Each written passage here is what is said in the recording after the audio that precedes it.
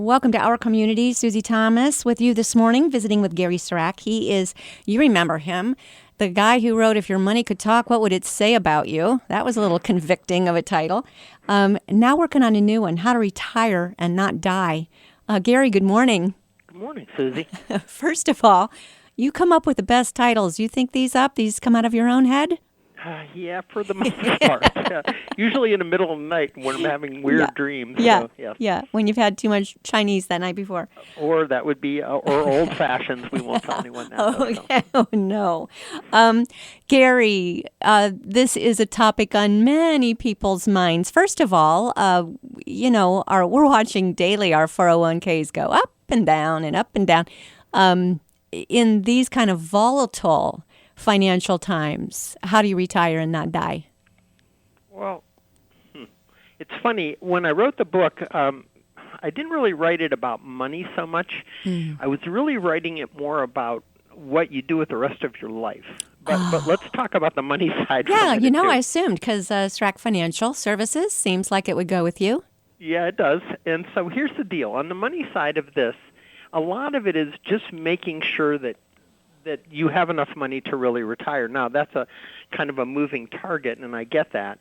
But part of it is making sure that your bases are covered. And so I meet with people all the time. We talk about how much money they have, what their expenses are, and it's incredible how few people really know what they spend or what they spend it on. And it's funny, when I wrote If Your Money Talked with Secrets, Would It Tell? Yeah. Basically, it was about figuring out what you do with your money. And most people have never spent any time doing that whatsoever, and they approach retirement, which is incredible, the same way. So what we've tried to do is help them figure out, okay, this is what it really costs you to live, and this is what your expenses are, and this is what you have coming in, and the number better be positive or you better not quit working. Right. Are there trends that where people see, I had no idea I was spending so much on fill in the blank? Oh my gosh, yeah. I go to one of the coffee shops every morning, but I can tell you that I had one client who had a serious Starbucks problem. And no offense to Starbucks, I own some of their stock, so I like those guys. Good, yes. And this guy was helping them tremendously, but between him, his wife, and his daughter, they were dropping somewhere around $20 a day at Starbucks. No. $100 a week times 50 weeks. $5,000, and that's a lot of money. And he was asking me about retirement, and I said, did you ever think about buying a coffee machine and buying their coffee? It might be cheaper.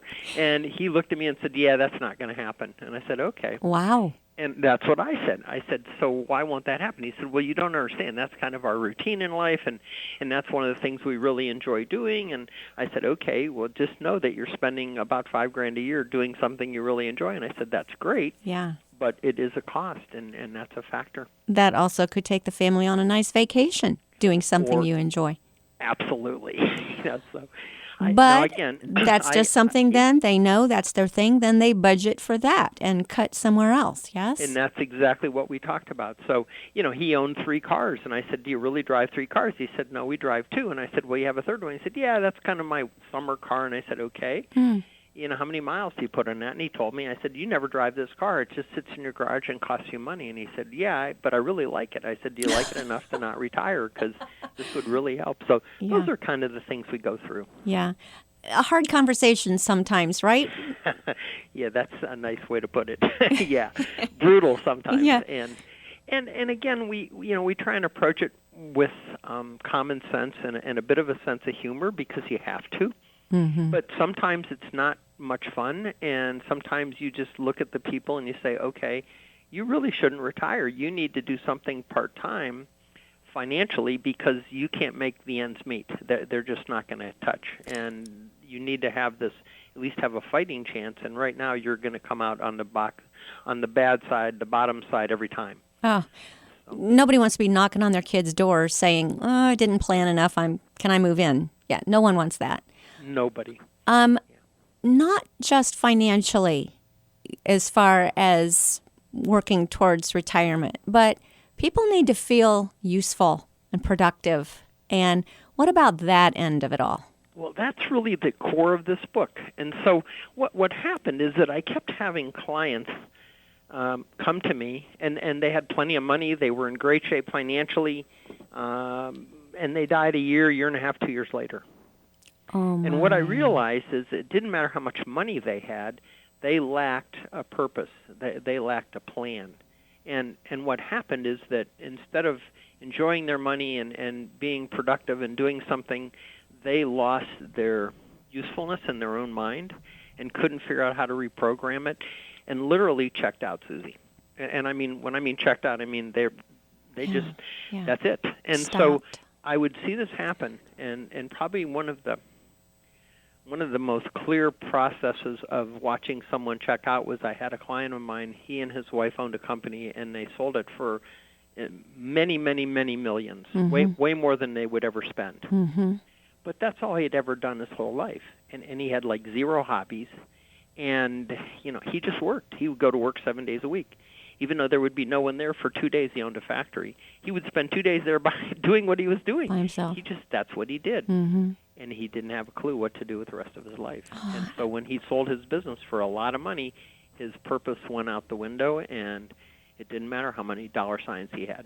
That is so sad. I know that happens, as people who've built a practice of some kind, either turn it over to sometimes not a child, sometimes somebody else is buying their practice. And really, what do you do that next morning? I know my dad said I immediately got up and started a routine, and I knew it was going to be okay. But what do you do as far as prepare yourself mentally for that first day not going into the office or wherever you go? Gosh, you could do my interviews because I ask them the same thing. I said, so what are you going to do on your first day of time? Oh, I'm going to get up and I'm going to go to breakfast and I'm going to go work out. And I'm saying, yeah, what are you going to do the second day? Well, and I started asking them what they really were going to do. And I said, okay, so what's your plan? He said, what do you mean plan? I said, you have to have a plan. They said, why? I said, because this is a full-time contact sport. Retirement is not, this isn't, you get 2 days off or you get a week off or 2 weeks off. This is like the rest of your life. I said, you need to really figure this out. And then they look at me kind of puzzled, and then I give them exercises to do. And that's really what the book's all about, is how you figure out what that is. And in fact, I have one chapter called The 3 Ps in a Mindset. And it's purpose, passion, plan, and then mindset is, action. You've got to take action. You can have the first 3, but if you don't take action, so what? It doesn't work. So tell me all 3 of those P's again. I got purpose and plan written down. Passion. Passion. Yeah, 3 P's in a mindset. And a mindset. Yeah, and the mindset's got to be action. It's got to have an action mindset, and it's kind of interesting talking to people when they come in to see me, because I always ask them. And, the money part takes a little bit of time, and we've done it for so long. You kind of figure that out, and it's not like everybody has their own scenario, but mostly it's math, and we're pretty good at math. So after you get through the math, then you get to the part that I really enjoy as far as the rest of their life. And you say, okay, you're going to retire at 55. I have somebody walked in the other day retiring at 55, and they can. They have the money, but they don't have a clue what they're going to do. But what are you going to do for the next 30 years? And that was my question. Mm-hmm. See, you could do my interview. Well, thanks. You're on that. Well, I think we'll let you do them. Take us through some of these exercises, because you're never too early to start thinking about this. I think a lot of us during our work years say, oh, one day I'm going to write that novel. One day I'm going to do this. And then you're hit with that one day and you don't know where to start. Well, and that's very true. So, in fact, it's interesting because my wife and I went through this. For me, the other day, we were sitting out. We have a little bit of downtime right now, so we were sitting there chatting, and she said, okay, let me ask you a question. You're writing this book. I said, yeah. She said, what are you going to do? And I said, I don't really have that worked out yet. And she said, why not? And I said, well, first of all, I don't have any intention of retiring. I really like what I'm doing. Mm-hmm. And she said, yeah, but at some point. And I said, yeah, that's true. And she said, what are you going to do? And I said, well, it's funny. I went back and I thought about all the things I really liked to do when I was a kid. And that's how I looked at it. I said, okay, what were the favorite things I did when I was younger? And I wrote those down. And I put a whole list together of all these things that when I was young made me happy. Interesting list. Most of them I can't do now because I'm a little bit older, and they probably aren't really going to happen. But it was interesting to see when I really went back when I was a kid, how I spent my days, what made me happy. You know what was funny, Susie? Most of them involve selling things. Interesting. Making things and selling them. Neat. I guess I was born to sell. Mm-hmm. But I would just do, some But the things making something and selling it. I think of my little potholder factory I started one. Me too. I had one of those also. Did I was you? a neighborhood potholder kid. Yay! Me I lived too. on 37th Street. I had my loom, and I would make potholders, and then I would go out and sell them. I was your competition over in Maslin. Oh, you killed me. No. And then I would think, the funny thing about this is I had no idea that I had any artistic talent, which, by the way, is questionable. But at that time, I would try and do all these really colorful ones, and I would change them up, and I would have all white and one blue stripe going down the middle. And I just did different things, and I thought that was really cool. And then I would go around to the neighborhood and sell them. Yeah, I loved it. I turned my my playhouse into our potholder factory. And yeah, it was pretty fun. There's something that hits people sometimes during these retirement years that they really weren't banking on, and that is facing them alone. And I think I know a lot of people going through this pandemic who literally were without human touch for 3 months. And asking these kinds of questions and preparing for this kind of time in your life to battle the loneliness. Do you get into that at all? Yes, to a point. Now, this was such an extreme, but I kind of touch it. I never took this into account because I've never dealt with it. Because who would, right? Yeah, this isn't going to be a chapter in the book because I never had any of that in my life before. So, my biggest isolation is I had the measles for 9 days and no one would talk to me. But, after that, this is very different. And so I don't really, it's hard. When I'm dealing with the book and the loneliness I talked about was the fact that you wake up that first day after work and all the people that you socialized with for the last how many years. I just had someone retire from a place 40 years. Wow. They've been going to the same place of work for 40 years. They just retired. And they said to me after they retired, they realized that all of their friends, really all of their conversations daily were involved in that business. Of course they were because you're there for 40 years. It's a second family. And that was their family. And that was a really hard thing to realize. They just never took that into account, how much that meant to them. Yeah. So what they did is they asked me, and we did some exercises, and they ended up going and virtually joining some different groups. And they were looking for some people just to kind of hang out with that were the same age and had sort of the same likes and dislikes and hopefully likes, and just meeting new people and trying to start over. And what I found is, and it's hard, it's 60-something. It's really hard to start over, but that's all really what you have to do. Mm-hmm. And that's the planning part. Mm-hmm. How important is volunteering at this stage of the game? Huge. Just so critical. In fact, I have a client of mine just retired, and one of the things he did, he and I went through a whole list of stuff, and I asked him, tell me where you'd like to volunteer. And he said, what do you mean volunteer? I said, well, tell me who you'd like to help. He's a business guy, sharp, really sharp. And he said, well, I don't know. And I said, well, there must be some people out there you can mentor. And so he looked and he found out there's some organizations. SCORE is one of them. Oh, SCORE would love him. Yeah. Yeah, and he's a perfect fit for SCORE because he would fit into their model. He's good at communicating and he's pretty good with younger people, which is important. And he commands respect because he came from nothing. So you look at a person like that, he's fine. But there's a lot of people that don't fit his model. So I have clients of mine that are working in the hospital. They volunteer there. They're volunteering in the gift shop, and that's really what it amounts to. I have some people that are out working for the park for nothing, and it just depends what you want to do and where you want to be. And a reason to get up in the morning. Purpose. Have a group of people. If you don't show up, they're saying, "Hey, where is he?" So that's important. I'm looking at the clock. We do need to take a short break. We're visiting with Gary Struck. He is the author of How to Retire and Not Die. After these words, you're listening to Our Community. Welcome back to Our Community. Susie Thomas with Gary Sirac, author of How to Retire and Not Die. That is coming out when, Gary? Well, with any luck, we got set back of touch here. Yes, but yes. In the fall. I'm going to go with in the fall. We sometime in the better fall. dates. We're going to be a little more loose with our months now, but yeah, there's so much going on that made things stop. So we're progressing, Susie.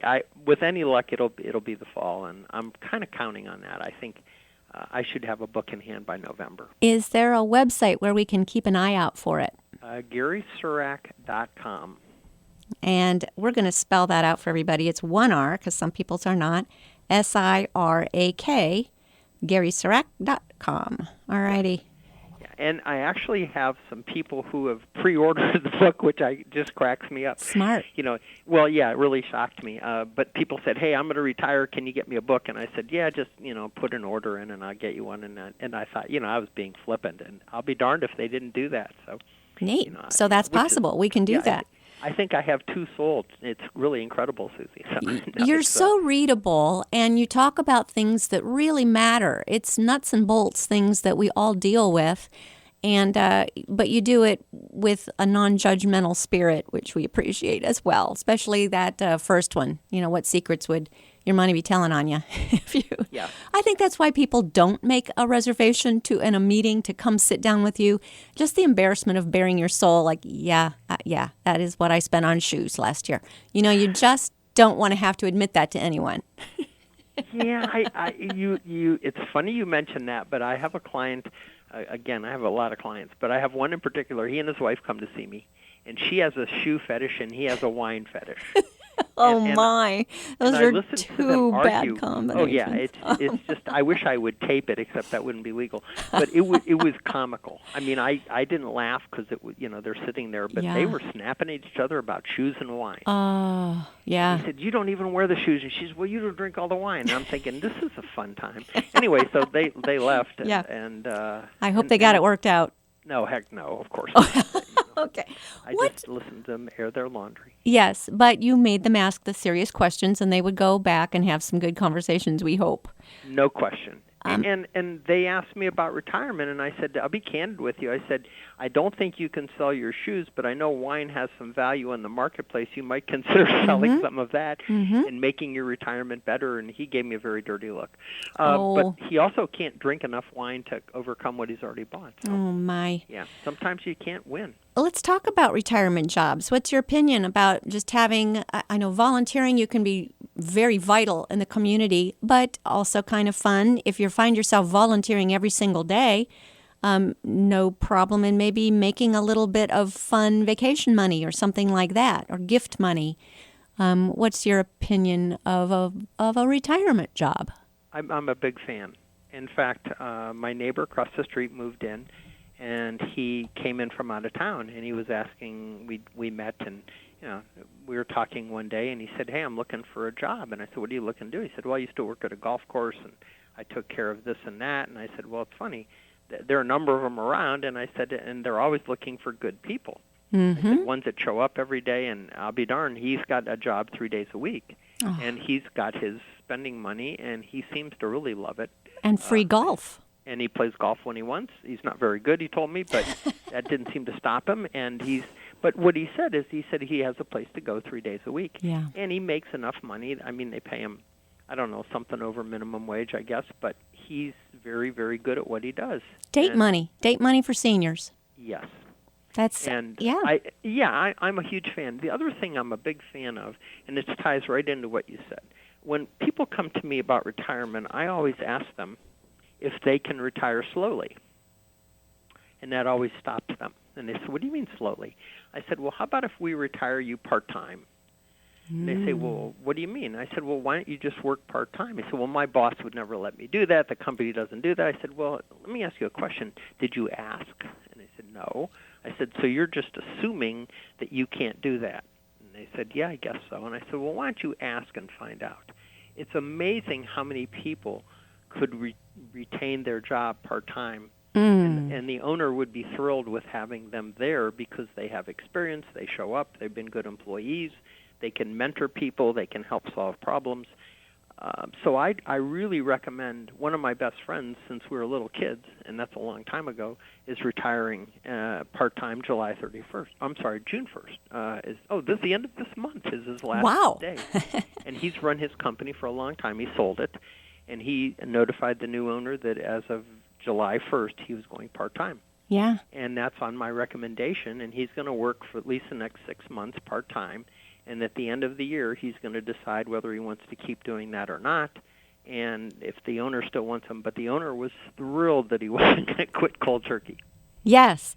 Well, I know that the pandemic might have put back your publishing date a little bit, but your book could not be more timely when you look at how many jobs suddenly turned into at home.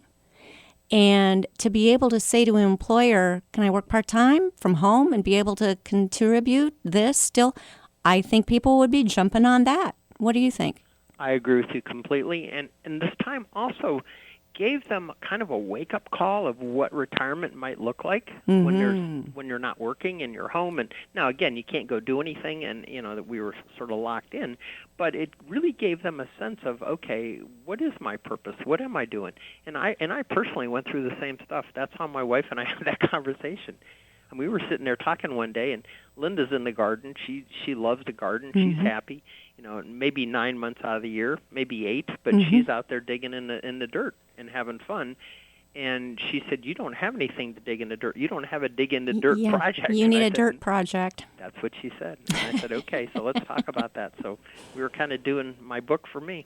Well, you've got writing as something, don't you? Yes, I do. Yeah.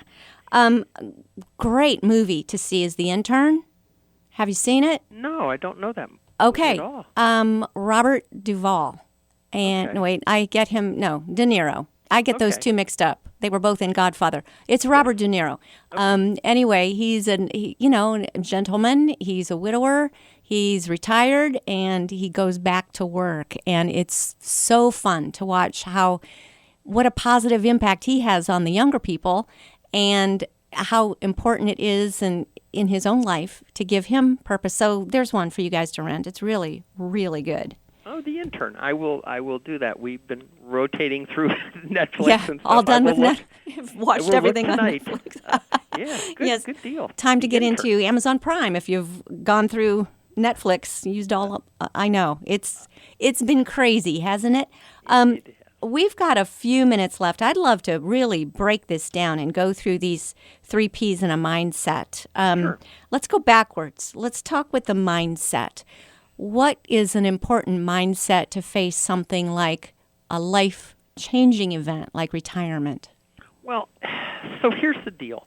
Some people are just comfortable folding up their tent and being done and not going on and learning. And it's funny. To me, you can't stay neutral in this game.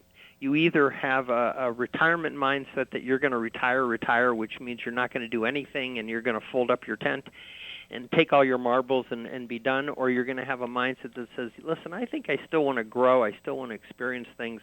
I'm not done. I'm just I'm in a different space. And the difference between those two is huge.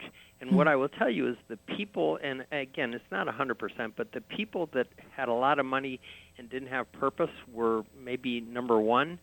And the people, it didn't matter how much money you had, but they had purpose, were number 2.